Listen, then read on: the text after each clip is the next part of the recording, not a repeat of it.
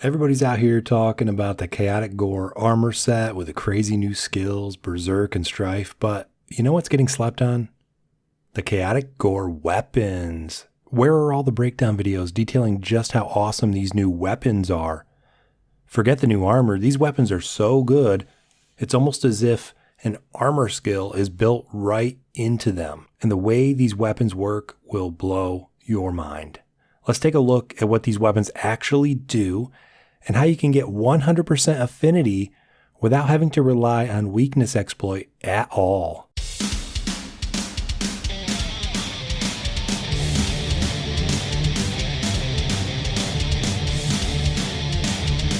The stats on chaotic gore weapons look like this.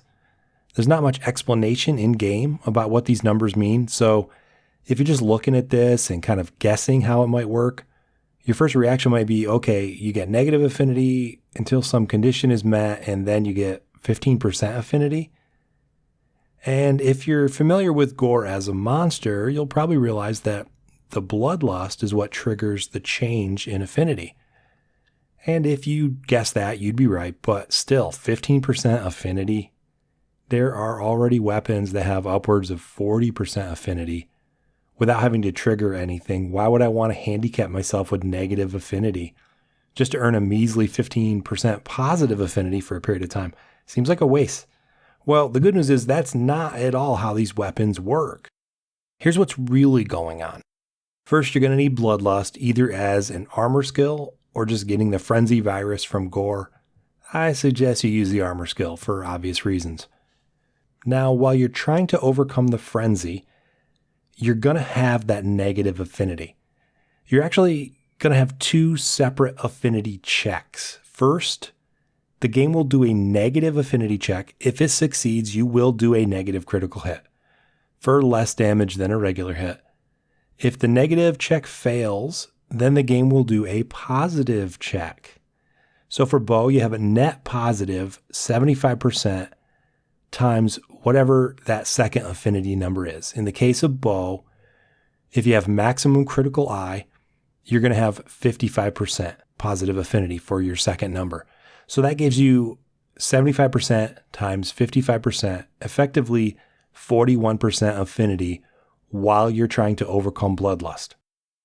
Kind of sucks, but watch what happens when you overcome frenzy and get the bonus. You don't just bump to 15% affinity. You get 25 affinity added to that 15%. What's more, you get 20% more from the bloodlust skill. So now, from the weapon and bloodlust alone, you're at 60% total affinity. And it lasts a long time. Okay, 60 is great, but it's not 100%. How do I get that number up to 100%? Easy, as much critical eye as you need. The new armors that Title Update 3 introduced make getting critical eye 7 easier than ever. This level of critical eye will give you the last 40% affinity that you need to be a critical hitting powerhouse. The only chaotic gore weapon that will not get to 100% affinity this way is the light bowgun. However, you do not need to rely on critical eye to get 100% affinity. For many weapons, including the light bowgun, maximum might is a great choice to mix with critical eye so that you can have 100% affinity on your build no matter what part of the monster you're attacking.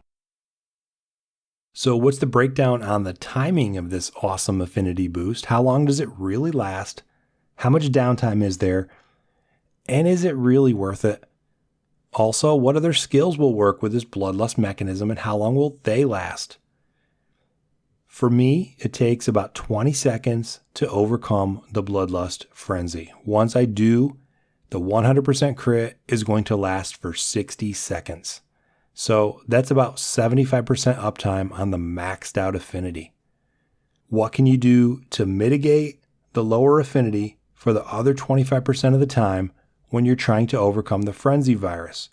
Quite a few things, actually. Bloodlust does two things when it activates. First, when you're trying to overcome it, you have a status ailment on you.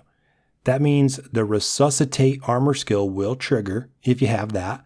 1 point of bloodlust will give you 10 attack during this time, and 3 points of resuscitate will give you another 20 attack.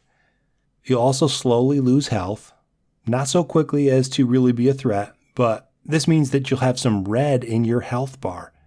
And that means you'll also trigger the resentment armor skill, which can give you up to 25 more attack. Another armor skill that works with Bloodlust is Coalescence. After you overcome the Frenzy virus, Coalescence will give you a boost to attack, element, and status. This only lasts 30 seconds, so that's about half the time that you'll have 100% affinity. Speaking of which, let's get back to that amazing feature. 100% affinity means you get critical hits everywhere. Look at that number. It's an actual 100%. So is it possible to make something worth using with a chaotic gore weapon? In my opinion, absolutely. Let's take a look at what I chose to do with my build. You can tell me if it's worth using or not. I've got attack boost maxed out, critical eye maxed out for my 100% affinity, dragon attack maxed out. This is a dragon bow. Critical boost for my 40% damage increase for critical hits, critical element for a 15% boost to my element damage. Both of these make a lot of sense for a 100% affinity build. I've got ballistics so that I can take advantage of bolt boost and super critical distance. I've got rapid up for the 20% damage boost. I've got Charge Master for another 20% boost to element damage. Reload speed for fast coating swaps. Powder Mantle for another 600 or so damage every so often. Now, I do have a point of weakness exploit. It's completely incidental. I didn't build for this. You don't need it in your build. Bow Charge Plus. This bow does require Bow Charge Plus. Coalescence, incidental. Bloodlust, that's intentional. Adrenaline Rush is a bonus, and Burst is a bonus as well. But these are all skills that will further increase your damage, and all very good to have. And that's what I've done with my build. Let's see what it looks like when I take it out for a spin.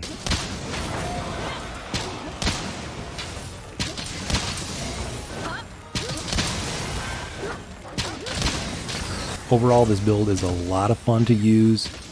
It's great for any monsters that are weak to dragon. I don't have to use a risky playstyle. The ballistics gives me a lot of good range to stay safe. The rapid up shot type makes hitting my target with all my arrows a lot easier, and I don't have to worry about a constant health drain. Let me know in the comments any suggestions you would make to improve this build, and let me know what you would do with a chaotic gore weapon. Like and subscribe if you want to know the best way to make your own custom version of this or any other build. Check out this video for all the details on just how to do that. See you in the next video.